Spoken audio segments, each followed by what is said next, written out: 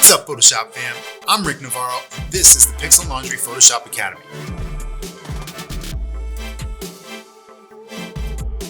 So this is like your major difference between opacity and fill.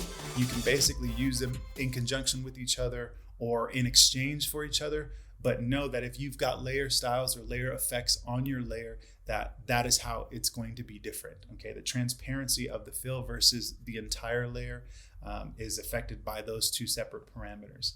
Now, while we're talking about effects, let's just go ahead and bring that up. So as I mentioned, down here also you've got a few other options. You have this little effects tab, okay? You've got blending options, which we just kind of talked about. And if you bring up the layer style palette, your blending options, right here, you're gonna see your blend modes, which we've already talked about, which is also here.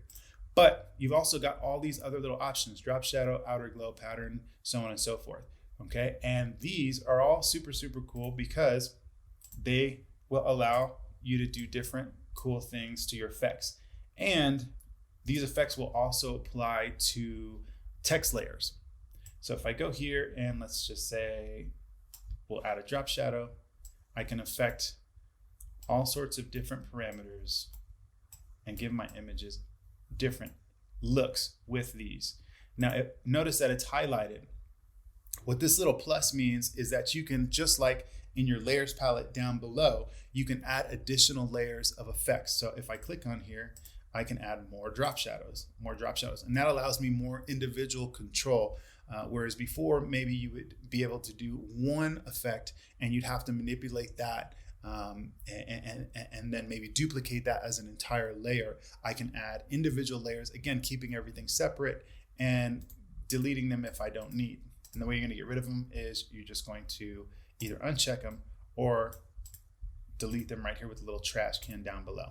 In each of these options, there are going to be several different minor options that will allow you to play and to give you different varying effects. I can stack my effects as well. The more of these that I check on, the more options are going to be available to me and are going to apply. They won't always look good, but you have the option to use them in conjunction with each other. So the more of these options you have checked, the more are being applied. Okay, so that was your layer styles.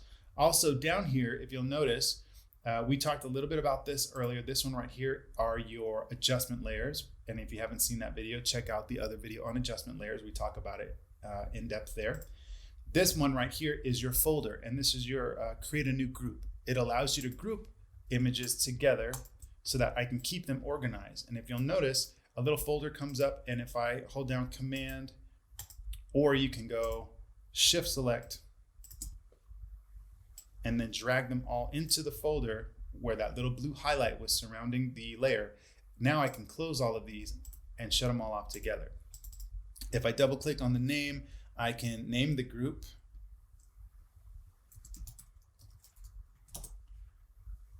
If I right click on this layer, I also have these options with the to color coordinate my groups or my layers. So if I say, let's just put that all in red, and if later on I'm looking for the red, I've got 100 layers and I know that I labeled what I'm looking for in red, I can label it with the red color coordination, and it'll allow me to find that very quickly. So that's a couple different ways to organize your layers in ways that allows you to move very fluidly. Okay, again, down here, this is a new layer button. If I click on this, it's just gonna create a blank layer. If I double click here, it's gonna bring up my layer styles. Another way to get to your layer styles is, again, this little FX button or effects, and I click that and it's gonna bring up my layer style just like that. If I want to turn that off for some reason, I don't like that, I can just click on that. If I double click inside of the layer, I can name my layer. Another short way to get to your grouping is if I grab a couple of these and then hit Command G, it'll automatically grab everything I selected and put it inside of a layer. So instead of having to click down here, that's another fast way to do that.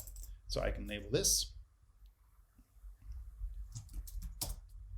Now, what I've done is I've created a few things here for us to be able to use this next section that I want to talk to you about. And basically, this is your search section. So in a situation like this previous example that I gave you, where there's tons of information, imagine I need to find, let's just say if I need to define like just you know, just this snow that I've created that's flying off the edge here. Well, how do I find that? Because it's super small here and it's way small there. So this is where this next find section comes through, and your organization really will come into play here. So this will search for things based off of the parameters up here. So if I want to search for them by the name, and if I say, okay, let's find anything with image in it, it will isolate all my layers and only bring up things that I labeled images, right? What about if I want to, let's go ahead and turn that back on, get rid of that. What if I want to find them by a color? I can do it like that. And now everything that I have labeled with red is going to show up. Now, obviously, if I had done several would show up, okay? Or if I have done anything green, I don't have anything green, so nothing is going to show up, okay? So what about smart objects? I haven't created a smart object yet, so let's go ahead and do that now and talk about that while we are on the subject. Smart objects are objects that are what they call smart, or allow you to make edits to an object without them kind of having a permanent effect. They also allow you to kind of bake in the effect on a smart object. So if I go like this and go right click and go convert to smart object, now this image is a smart object. I can't directly edit. Like if I grab a brush and edit now, it's not going to let me. However, if I double click on this, it's going to open a new window. And let's go ahead and just show you real quick what that will do. Now, if I do all my edit, let's say I do all my retouching, I do all my work right here, and you know, maybe I add a few things back here. And actually, I'm gonna keep this in just layers so you can kind of see what's happening.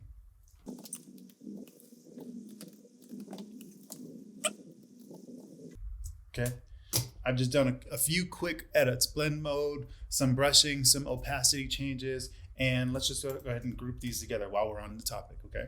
And now if I save that, it's not going to save it as a file, it's going to save it as, I believe it's a PSB, if I remember correctly. It is, it's a PSB. Now I can close that and notice what happened here into my original layer. It updated it because it's sourcing that other image inside of here. So it's allowing me to make edits individually, but not directly on here. Now that's great, because if I want to try some things like filters, for example, now I can try them without them actually applying to the layer itself. If I apply a filter, let's just say like that, notice what happens over here. A sublayer is going to appear, and you can see right here, it is the Gaussian blur. And notice that there's been a mask that's been applied here. So now I can come in here and paint off that effect on anywhere that I don't want it to apply. Let's say we don't want it to apply to the hair, but we wanted the face to be in focus. And I didn't feel like I had enough on there, so I can double click back in there and increase the amount that the effect is applying. Now that red is kind of getting distracting, right? So I want to take it out. So I double click here and go back into my group, turn that off, save, close, and then the original document is going to update. See, it's no longer there. You see, so this is a way that you can work, again, non-destructively without destroying your original image, and be able to go back and forth and work in a way that allows you a lot of flexibility. Okay, another thing I want to show you is transparency. So when you are working inside of your layers, notice this little eyeball over here to the right and left, and that is basically toggling on and off your transparency. So if I turn it off, I can turn off all my layers by turning them off, and then I'm back to my original. Now to do that on multiple layers, I'm just clicking down and holding click and dragging up at the same time, or dragging down at the same time, and it's getting rid of everything, or turning everything back on. Another way that you can isolate all of your layers is if you hold down Alt or Option and you click on that eyeball, it's going to turn off every layer except what's on that particular layer. I will say this though, if for some reason, especially like an image like this where there's a ton of layers, if I use that little trick, if I hold down Alt or Option and click on one eyeball, If I turn on anything else, I'm going to have to turn them all back on again one by one.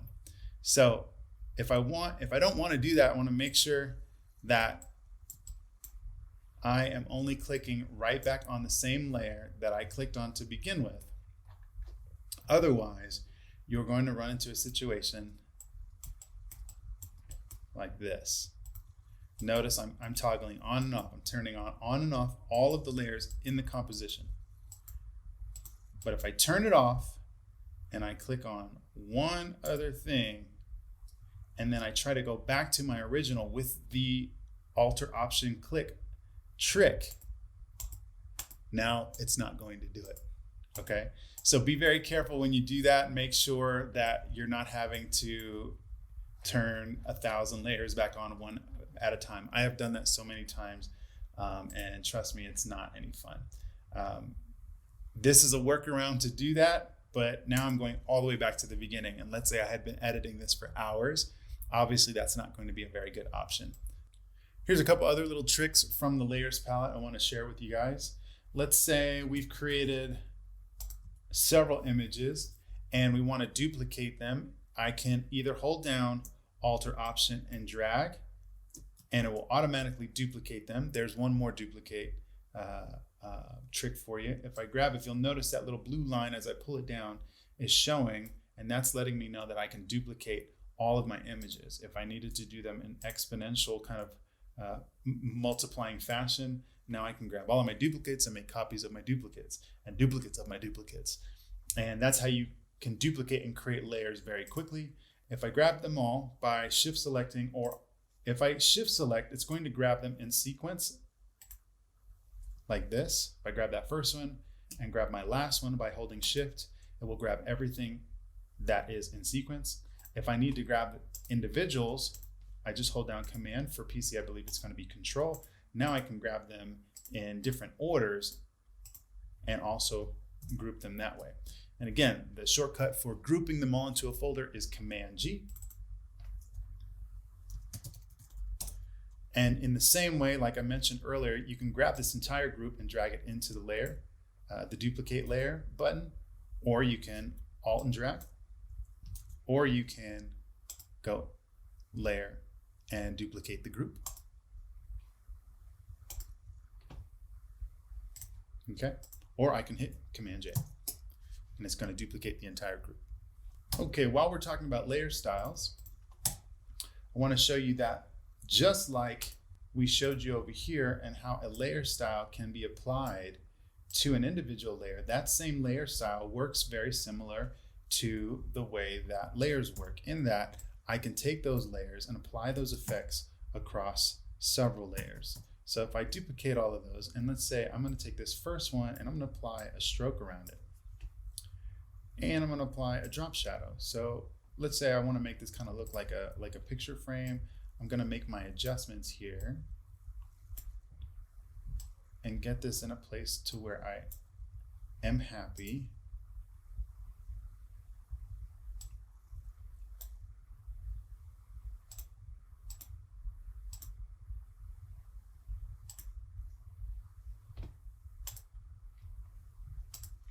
Okay, now I can turn these on and off just like I would a regular layer, but I can also drag this entire effects palette to the next layer or the next layer.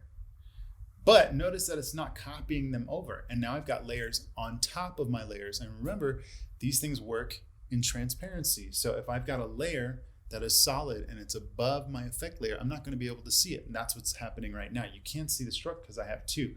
But if I grab this, and just like I would duplicate another layer in any of those number of ways that I just showed you, if I grab this and hold down Alt or Option and drag it up, it's going to duplicate that layer and apply it to the layers above it. Now notice that the stroke is getting darker and darker because even though I've dropped the opacity, now that same opacity is being stacked. So it's no longer the original opacity. It's like if I drop it to 20%, and then 20%, 20% is the same thing as going 2, 4, 6. So now I'm getting about a 60% opacity. So if I don't want that, what I can do is take out the drop shadow on the first two and just leave the one on the bottom. But meanwhile, I've got different effects, or I've got the same effect on different layers.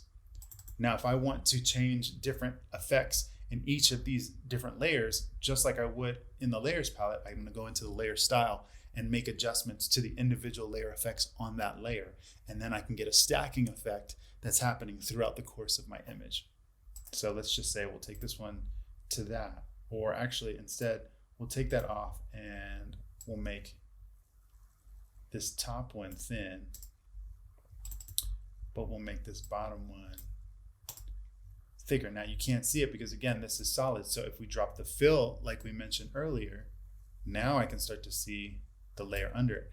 Meanwhile, it doesn't look like anything transparent is happening to the actual image because I've got layer stacks and I'm only adjusting the fill, not the actual stroke.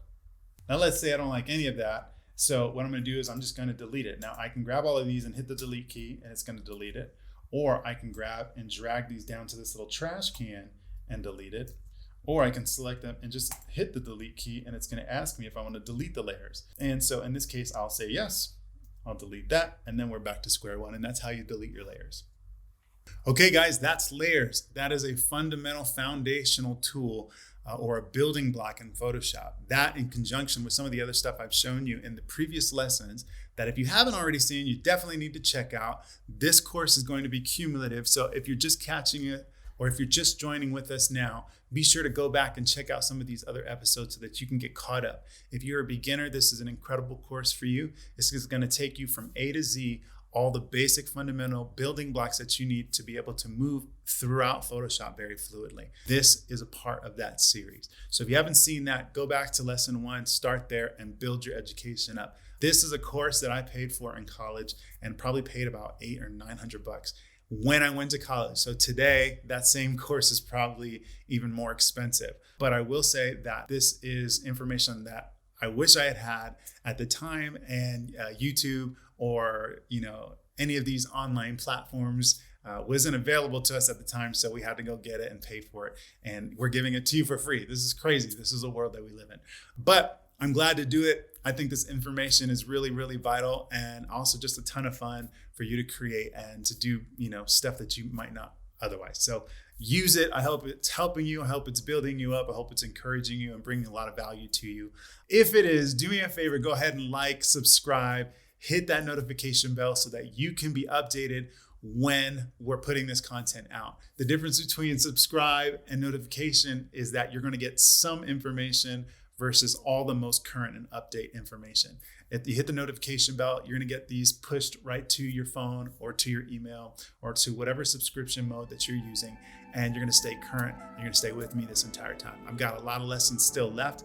Plus, once this course is done, I plan on going into a whole bunch of other cool, creative things that I hope that you guys are going to enjoy. So again, like, subscribe, hit that notification bell. And until next time, create every day. Thank you so much for joining us and watching the Pixel Laundry Photoshop Academy 101 course. We'll catch you next time.